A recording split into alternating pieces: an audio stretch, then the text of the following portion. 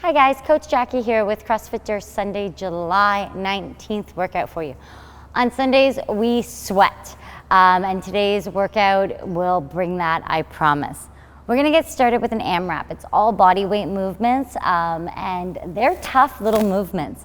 We're gonna start with 5 squat thrusters. So our squat thruster is basically, we're getting into a plank position. We're gonna jump both of our feet towards our hand and back. So we're gonna do that 5 times.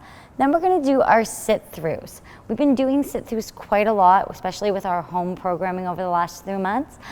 So we start in that tabletop position and we're gonna transition our left knee through to the other side. So we're almost ending in a crab position. And then we're gonna go, continue, all on the left side for this one, because then we're gonna go into 5 squat thrusters again, and then we're gonna finish up those right sit-throughs. We're gonna do that for 5 minutes. I promise this is gonna get your heart pumping.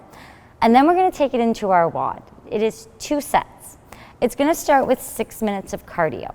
You can pick any cardio you want. You can even change it up as you go.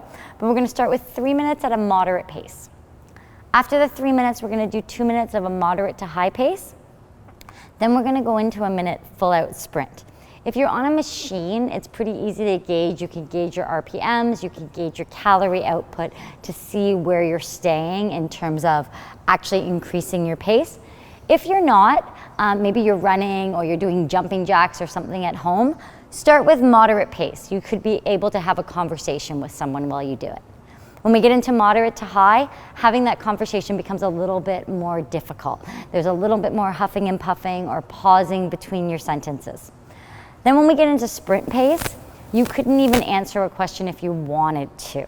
Okay, this is basically a nod is the most you could give during a sprint pace. So that was just a way to help you gauge it if you don't have an actual computer in front of you telling you what your output is.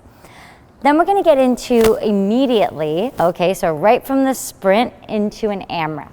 It is a continuing rep scheme, so 2, 4, 6, 8, 10, 12, and so on.